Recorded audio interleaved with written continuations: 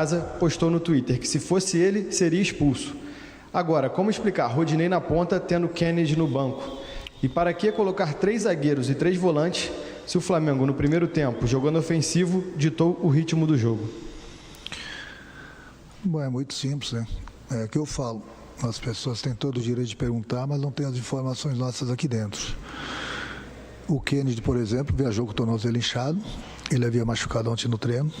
E durante o intervalo do jogo, no momento que ele estava aquecendo, ele avisou a comissão técnica que não tinha as mínimas condições de entrar em campo, porque o tornozelo dele estava inchado e estava bastante dolorido. Então, não sei se vocês viram na televisão que quando começou o segundo tempo ele tirou a chuteira e começou a fazer o tratamento.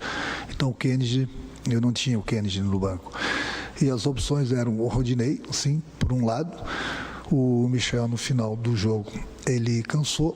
E eu tinha o Vitor Luiz, que joga no lugar do Gabriel. Então essas eram as minhas opções. Quando eu fiz essas trocas basicamente iguais contra o Atlético que nós ganhamos, foi tudo bem. Eu acho que o mais importante de tudo, independente se nós estávamos com 3 volantes, 3 zagueiros, eram as opções que eu tinha. E no momento que eu fiz essas trocas, estavam faltando 3, 4 minutos do jogo. Que nós não podíamos ter deixado tomar aquele gol, praticamente no último lance do jogo, faltando 1 minuto. Então, infelizmente, a gente tem muita gente de fora, voltando de lesões, jogadores suspensos. Então, eu optei por isso, porque eram as opções que eu tinha hoje no banco. Pergunta de Rafael Melo, do canal Rafa Melo. Renato, no primeiro tempo, o Flamengo teve um bom desempenho, saindo em velocidade e aproveitando os espaços que o Atlético dava. Já no segundo, passou todo o tempo acuado e com muita dificuldade de levar perigo, fora uma postura assustada que ficou nítida. Por que essa mudança de comportamento tão grande de um tempo para o outro? Não foi ordem. A equipe tanto é que voltou a mesma para o segundo tempo. O problema é que o adversário começou a pressionar bastante, começou a empurrar a gente lá para trás. É uma coisa que acontece no futebol, não é só com o Flamengo não. O adversário vem para tudo ou nada, começa a jogar bolas longas, você tem que se proteger e procurar sair rápido, principalmente quando você tiver a bola. Tentamos isso algumas vezes, infelizmente não foi possível. Continuamos tomando a pressão, infelizmente tomamos um gol. E depois, no momento, volta a repetir das substituições, praticamente a bola não podia nem chegar mais próximo da nossa área. Faltando 2 minutos, infelizmente tomamos um gol de bola parada. Pergunta do Mauro Santana, do canal do Mauro Santana. Ainda há chance para o Flamengo no Brasileirão? Enquanto houver chance, o Flamengo vai brigar. De hoje para amanhã, nós diminuímos mais 1 ponto em relação ao Atlético. O Atlético tem o jogo dele amanhã, depois nós temos nossos jogos atrasados. Tem muita coisa ainda para acontecer no Brasileiro. E eu continuo acreditando muito no Brasileiro, da mesma forma que o meu grupo está acreditando. Pergunta do Sidão Marinho, da Litoral News. Renato, é normal uma equipe apresentar apagões durante os jogos de maneira frequente? Não são maneiras frequentes, não. Os apagões acontecem em qualquer equipe. Não é só no Flamengo, não. A gente também precisa dar méritos para o adversário, que pressionou bastante, buscou espaço. Tem um time bastante entrosado, praticamente a equipe joga sempre a mesma, juntos, então tem entrosamento, principalmente nas bolas aéreas, nas bolas longas. Tem que dar os méritos para eles também. Não levo em consideração que deu apagão no time do Flamengo. O time do Flamengo brigou, lutou durante os 90 minutos. Pergunta do Gustavo, do canal Gustavo Henrique Dando Choque. Renato, de quem é a responsabilidade do empate? Da arbitragem ou do time? Não, se eu for falar aqui da arbitragem, tem 2 coisas. As pessoas, uma que eu não gosto de falar de arbitragem. Outras pessoas vão falar que é desculpa. Mas hoje a arbitragem passou dos limites. Hoje ela passou dos limites. Na expulsão do jogador, o Kaiser, ele devia ter sido expulso. Foi uma agressão por cima e por baixo. Tanto é que o juiz o expulsou na hora. Aí mais uma vez, o VAR entrou em ação. Porque quando eu falo que o VAR que apita o jogo, ninguém acredita. Aí tinha que fazer essa pergunta para o árbitro do vídeo. E ao mesmo tempo o árbitro do jogo. Mas eles não dão entrevista, eles vão embora. Na próxima rodada, eles vão estar trabalhando de novo. Nós que trabalhamos aí arduamente, diariamente, para buscar o resultado, nós somos os criticados.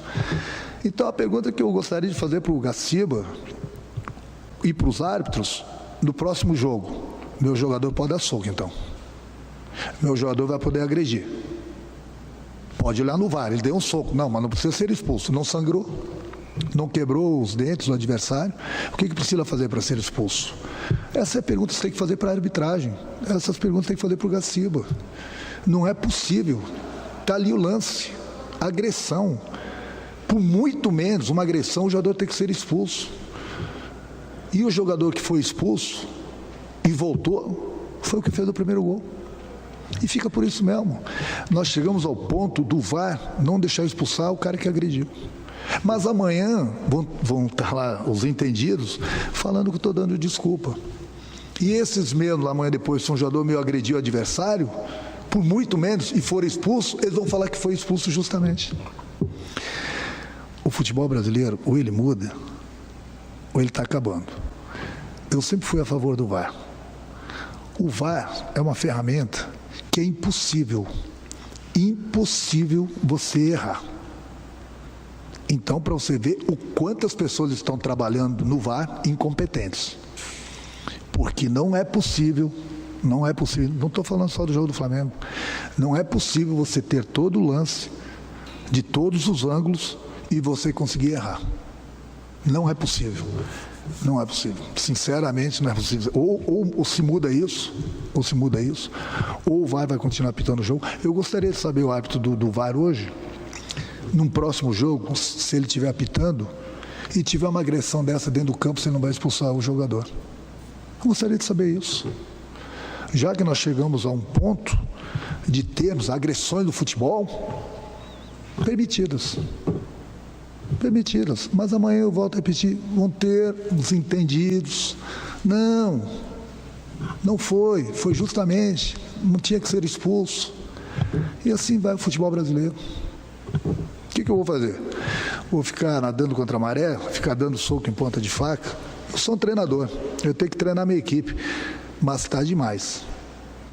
Hoje realmente foi demais. Sinceramente, se eu visse um lance desse em qualquer jogo, em qualquer partida de outras duas equipes, eu não teria que nem ir no VAR.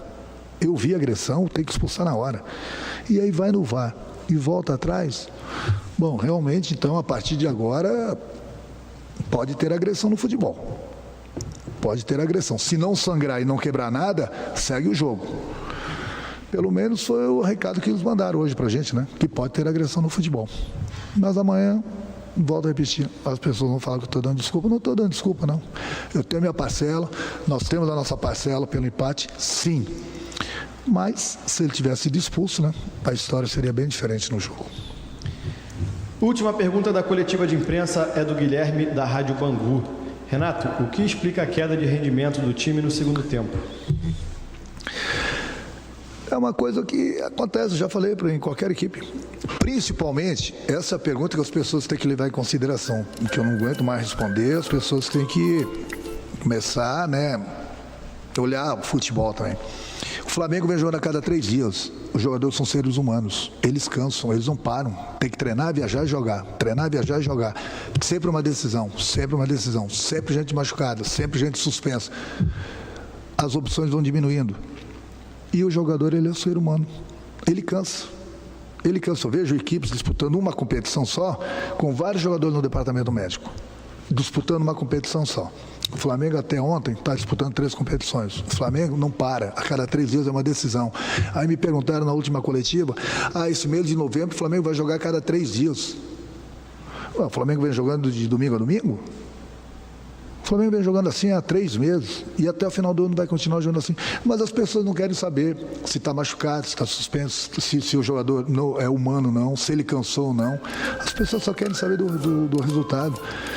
E o resultado hoje, apesar de, infelizmente, a gente ter cedido empate no final do jogo, o Flamengo continua bem vivo ainda no Campeonato Brasileiro.